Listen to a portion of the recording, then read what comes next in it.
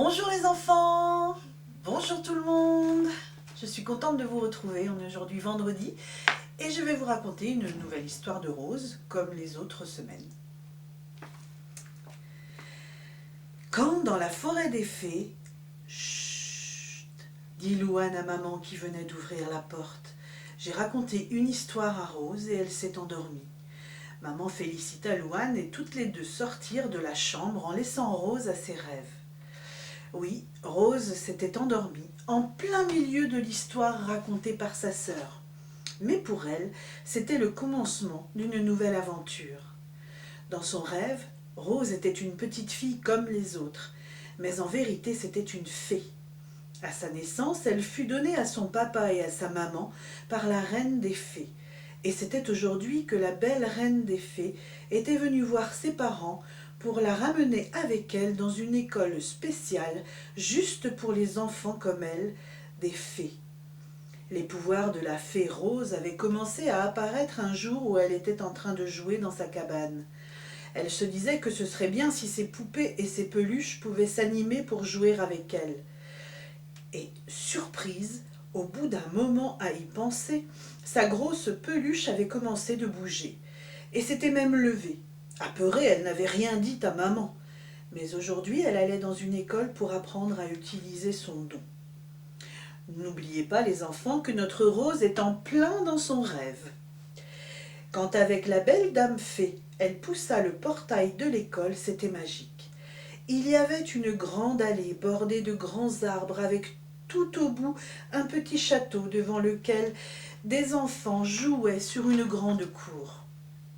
Impressionnée, elle ne disait rien, se contentant de suivre à petits pas cette fée étrange. Dans l'air, tout autour d'elle, voletaient de toutes petites fées comme la fée Clochette. On aurait dit des papillons avec leurs ailes pleines de poudre d'or. La dame lui dit que toutes ces petites fées étaient les dons de tous les enfants qui jouaient autour d'elle, et que lorsque les enfants rentraient en classe, ces petits êtres pleins de paillettes disparaissaient. Elle dit à Rose que elle aussi aurait bientôt la sienne.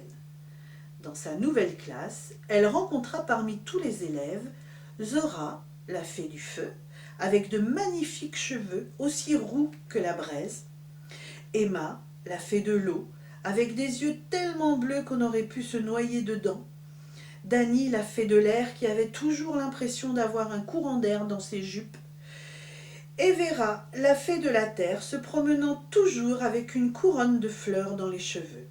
« Bonjour, lui dirent-elles. Alors toi, c'est quoi ton pouvoir ? Je ne sais pas encore trop bien.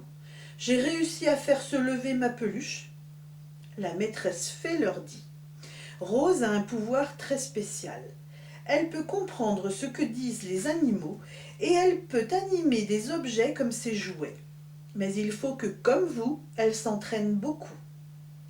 Rose, en vrai, dans son lit, eut une quinte de tout et ouvrit brièvement les yeux, se dépêchant de se rendormir, en espérant retourner dans le même rêve.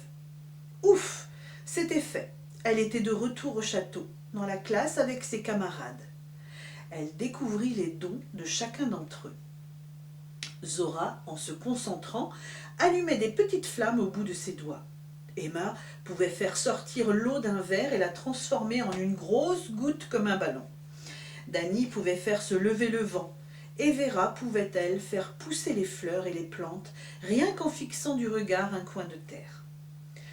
Rose, tant que vous êtes des enfants, vos pouvoirs sont limités, mais plus vous allez grandir, plus ils vont devenir puissants. C'est pour cela qu'il faut apprendre à vous en servir tout en les canalisant. Maintenant, à toi, Rose. Mais je n'y arriverai pas. C'est arrivé qu'une seule fois. Concentre-toi sur cette poupée et fais-la se mettre debout. Rose prit une grande inspiration et fixa la poupée. C'était dur, mais elle tint bon.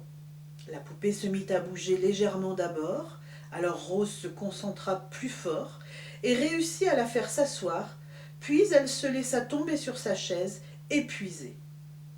C'est très bien pour un début. Avec beaucoup d'entraînement, ça viendra tout seul. Allez, sortez prendre l'air. Les enfants sortirent dans le jardin, suivis de leur petite fée Clochette. Rose chercha la sienne, qui finit par apparaître sur le bout de son nez. Coucou toi, on va passer beaucoup de temps ensemble, je crois. Les enfants lui racontèrent leur vie au château pendant la semaine parce qu'ils rentraient chez leurs parents le week-end avec interdiction de se servir de leur pouvoir en dehors du château jusqu'à leurs 18 ans. Rose trouva très chouette cette nouvelle vie et avait hâte de raconter tout ça à ses parents et à Louane. La suite de la journée se passa à visiter le château. Partout les enfants s'entraînaient. Certains devenaient invisibles, d'autres passaient à travers des murs, d'autres se transformaient en petits animaux. Tous avaient un don incroyable. Ses amis lui dirent que le sien l'était aussi. Tu te rends compte, quand tu t'ennuies chez toi, tu peux animer tes jouets. C'est génial. Et surtout, tu peux parler avec les animaux. C'est ton chien et ton chat qui vont être très contents. C'est vrai, dit Rose, je n'y avais pas franchement pensé. Mais tu as raison, c'est super chouette de savoir ce que veulent les animaux. La visite terminée, les cloches sonnèrent pour l'heure du repas. Tous les enfants se retrouvèrent dans la plus grande salle du château, comme à la cantine de son ancienne école. Seulement tous les enfants autour d'elle étaient des fées, et maintenant elle faisait elle aussi partie de ce monde. Mais voilà l'heure de retourner dans les chambres. C'est vrai qu'après cette journée riche en émotions, Rose était quand même fatiguée. Elle partageait un dortoir avec justement ses 4 nouvelles amies, ce qui lui permit de leur poser plein de questions. Leurs petites fées clochettes s'installèrent chacune sur l'oreiller de leur maîtresse fée, et puis tout le monde s'endormit. La nuit passa très vite, et la salle du petit déjeuner était déjà bien remplie quand les 5 fillettes arrivèrent. « Allez, on se dépêche, mesdemoiselles, les cours commencent dans 15 minutes. Soyez à l'heure, beaucoup de travail vous attend. » Les amies de Rose lui expliquèrent que leur journée était très chargée et qu'aujourd'hui, elles auraient un autre professeur parce que c'était le jour où la belle dame fée allait repérer de futurs élèves dans le vrai monde, où d'ailleurs elles allaient retourner pour le week-end de demain. Soudain, une sonnerie se déclencha. « C'est quoi cette sonnerie ? On vient juste d'arriver en classe. »« Bonjour ma Rose, il est l'heure de se lever. Tu as bien dormi ? » ?»« Maman ? Mais qu'est-ce que tu fais là ?» Rose regarda autour d'elle et se rendit compte qu'elle était dans son lit, dans sa chambre, et que tout ce qu'elle avait vécu n'était finalement qu'un joli rêve. Elle était quand même un peu déçue parce qu'elle aurait bien voulu parler avec Booba, Fripouille et Biscotte, le hamster. « J'arrive, maman, mais j'étais bien dans mon rêve. »« Tu le retrouveras peut-être la nuit prochaine, Rose, dit maman, en lui beurrant ses tartines. » Rose regarda Booba et Fripouille, mais se concentra, mais Booba la fixait, et pas besoin de parler pour demander à Rose « S'il te plaît, donne-moi un bout de ta brioche. » Ah, les animaux, il suffit juste d'y être attentif, de les aimer pour comprendre rien qu'à leur regard ce qu'ils veulent nous dire. Alors les enfants, Rose était fée seulement dans un rêve, mais quand vous êtes dans la nature, qui sait ? Peut-être qu'en cherchant bien, vous verrez des lutins, des corrigans, et peut-être que les lucioles qui brillent les soirs d'été ne sont que les petites fées clochettes d'autres enfants fées. Gardez vos rêves tous, car c'est en y croyant que de belles choses finissent par arriver. Et peut-être qu'un jour, par hasard, vous découvrirez vous aussi un don qui vous paraîtra magique. Regardez bien autour de vous, les enfants fées sont partout, mais seuls ceux qui y croient peuvent les apercevoir. Voilà les enfants.